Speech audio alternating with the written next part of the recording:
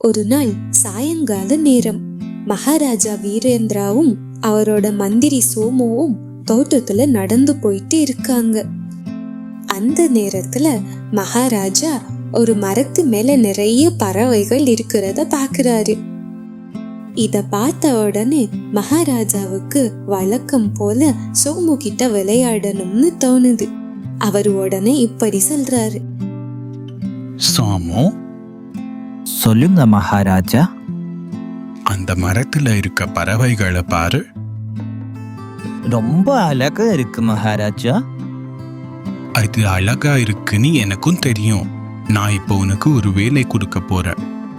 நான் ஏற்கனவே மந்திரி பதவியில இருக்கனே மகாராஜா. எனக்கு எதுக்கு இன்னொரு வேலை?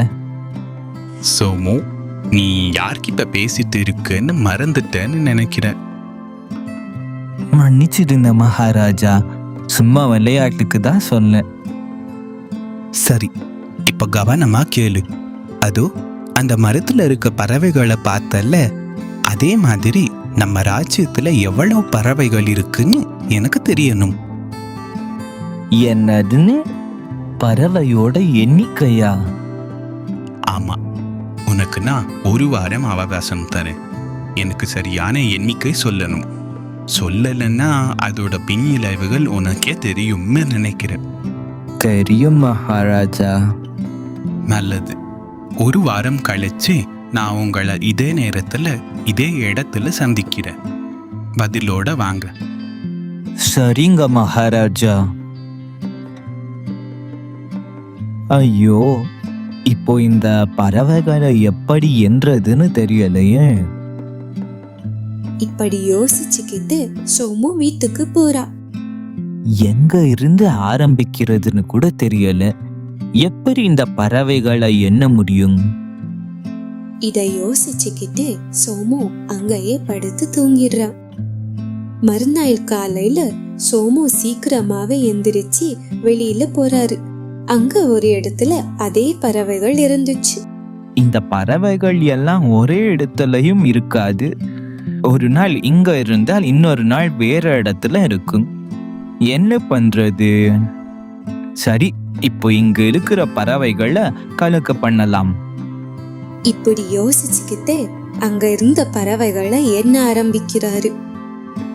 இப்படியே தினமும் காலையில சீக்கிரமா எந்திரிச்சு ஒவ்வொரு இடத்துக்கு போய் அங்க இருக்க பறவைகளை எண்ண ஆரம்பிக்கிறாரு. ஒரு வாரம் கடந்து போச்சு. இப்போ சோமு மகாராஜாவை சந்திக்க வேண்டிய அந்த நாளும் வந்துச்சு. அவங்க 2 பேரும் பேசினபடி அதே இடத்துல சந்திக்கிறாங்க. வணக்கம் மகாராஜா.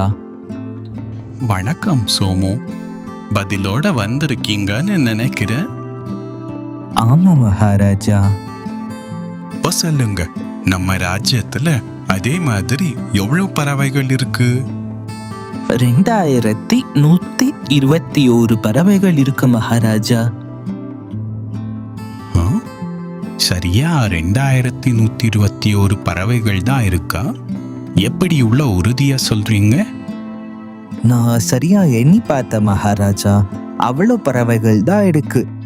ஒருவேளை கம்மியாவோ இல்ல அதிகமாவோ இருந்தா உங்களுக்கு கடுமையான தண்டனை கிடைக்கும். மகாராஜா, நீங்க எண்ணி பார்க்கும்போது ஒருவேளை பறவைகள் நான் சொன்னதை விட அதிகமா இருந்தா அப்போ பக்கத்து ராஜ்யத்து பறவைகள் நம்ம ராஜ்யத்துக்கு வந்திருக்கும். இல்ல, ஒருவேளை நான் சொன்னதை விட கம்மியாயிருந்தா நம்ம ராஜ்யத்து பறவைகள் பக்கத்து ராஜ்யத்துக்கு போயிருக்கும். அவ்வளவுதான். இதுக்கு போய் எதுக்கு மகாராஜா தண்டனை எல்லாம்? சோமுவோட பதில் கேட்டு மகாராஜாவுக்கு சிரிப்பு தான் வருது. அவர் சிரிச்சுக்கிட்டே இப்படி சொல்றாரு. உங்களோட தைரியத்தையும் புத்திசாலித்தனத்தையும் பாராட்டுற மந்திரியாரே.